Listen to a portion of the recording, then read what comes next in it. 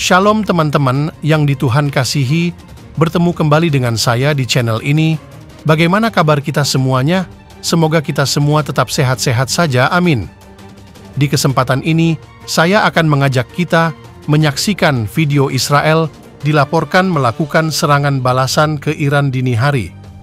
Terkait dengan serangan ini, terjadi ledakan di kota Gahjaworstan yang terletak di barat laut kota Isfahan. Sejauh ini, belum diketahui secara pasti sumber ledakan tersebut. Disebutkan bahwa ledakan terjadi di dekat pangkalan AU Iran dan situs nuklir. Akibat peristiwa ini, beberapa penerbangan dialihkan ke wilayah udara lain. Sebelumnya, otoritas Iran sudah memperingatkan Israel agar tak melakukan serangan balasan terhadap negara tersebut. Apabila Israel melanggarnya, maka Iran tak segan untuk membalasnya 2 kali lipat. Akar dari meningkatnya ketegangan dua negara ini bermula dari Israel yang meledakkan kantor kedutaan Iran di Damaskus, Suriah pada 1 April lalu. Presiden Iran Raisi memperingatkan akan terjadi pembinasaan jika Netanyahu melakukan kesalahan, lagi mengatakan tidak ada yang tersisa dari Israel. Presiden Iran Ebrahim Raisi sekali lagi mengancam Israel dan memperingatkan Israel agar tidak melakukan kesalahan serupa seperti yang dilakukan di Damaskus, mengacu pada serangan terhadap konsulat Iran pada tanggal 1 April yang menewaskan beberapa komandan utama IRGC. Selama kunjungannya ke Pakistan, Raisi juga mengecam AS dan kelompok Barat karena mendukung Israel dalam genosida di Gaza. Presiden Raisi juga menegaskan kembali dukungannya terhadap rakyat Palestina yang tertindas. Israel marah saat Erdogan dari Turki menjamu pemimpin Hamas Haniyeh di Istanbul, mencuit, "Kamu malu, Erdogan." Ketegangan politik baru-baru ini antara Israel, Turki, dan Hamas telah meningkat setelah Turki menerima Ketua Hamas, Ismail Haniyeh, di Istanbul pada tanggal 20 April. Pertemuan tersebut memicu teguran keras dari sekutu AS terhadap Israel, sementara Turki mendesak Persatuan Palestina melawan Israel.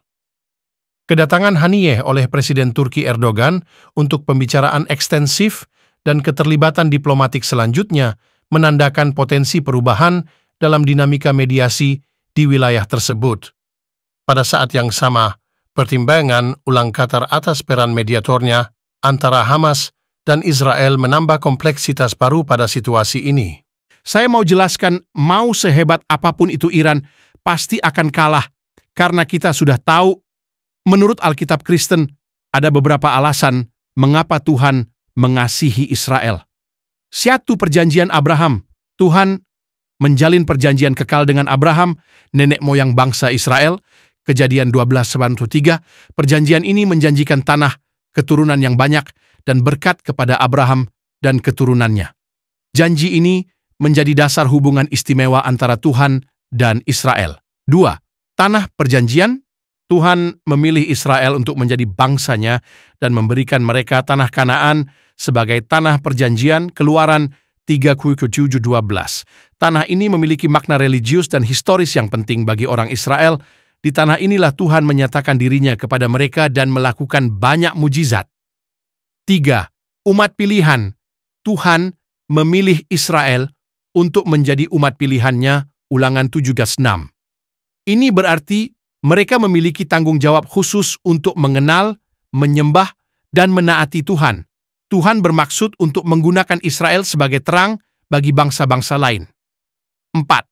Mesias. Dari bangsa Israel akan datang Mesias, yaitu Yesus Kristus, Juru Selamat dunia, Yesaya 9:7, Mikha 5:2. Yesus adalah penggenapan janji-janji Tuhan kepada Abraham dan Israel. Dia datang untuk menebus dosa manusia dan membawa keselamatan bagi semua orang. 5. Rencana penebusan. Tuhan memiliki rencana penebusan universal untuk menyelamatkan semua manusia. Namun, Dia memilih untuk memulai rencananya dengan bangsa Israel. Melalui Israel, Tuhan ingin menunjukkan kasih dan kuasanya kepada seluruh dunia. Apa yang terjadi jika melanggar perintah atau melawan Israel? Alkitab mencatat beberapa konsekuensi bagi orang Israel yang melanggar perintah Tuhan atau melawan Israel, hukuman. Tuhan akan menghukum mereka dengan berbagai cara, seperti kekalahan dalam peperangan, kelaparan dan penyakit, pembuangan. Tuhan akan mengusir mereka dari tanah perjanjian dan mereka akan hidup di pengasingan. Kehilangan berkat, Tuhan akan mengambil berkat-berkat yang telah Dia berikan kepada mereka.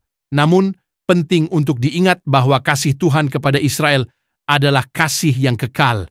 Meskipun mereka melakukan kesalahan, Tuhan tidak pernah meninggalkan mereka sepenuhnya.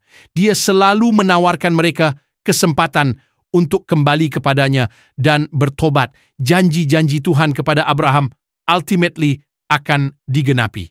Meskipun dengan cara yang berbeda dari yang diharapkan orang Israel.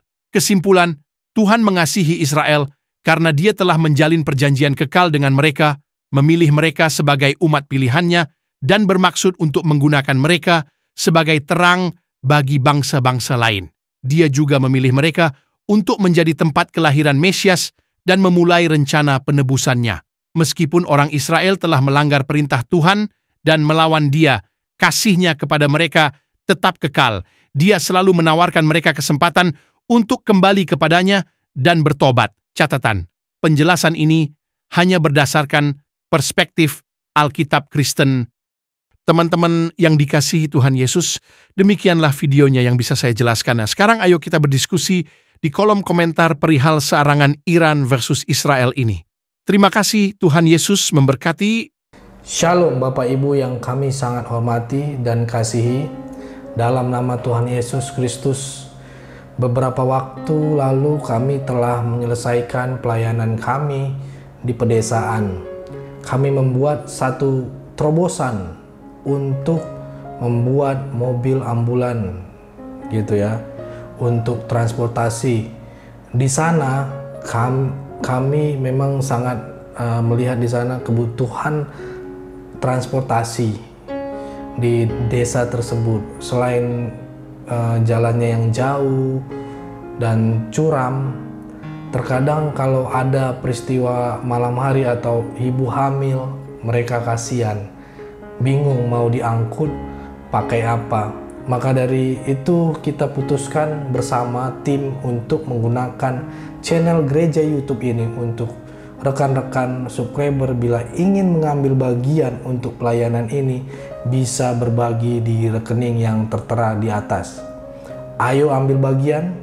Kami perkirakan habis sekitar 130 juta karena untuk membeli mobil dan dekorasi ambulan tersebut. Apalagi ditaruh oksigen, peralatan oksigen dan lain-lain. Kami memohon dukungan doa, dana dari Bapak Ibu, saudara-saudari penonton gereja YouTube, orang-orang baik yang rindu berdonasi dalam melakukan atau mengirimkan di nomor rekening yang tertera di bawah ini. Kami berharap Tuhan akan menolong kami dan mencukupkan kebutuhan untuk pelayanan ini. Terima kasih. Doa kami selalu menyertai saudara dan pelayanan kita bersama ini. Tuhan Yesus memberkati kita semua. Haleluya.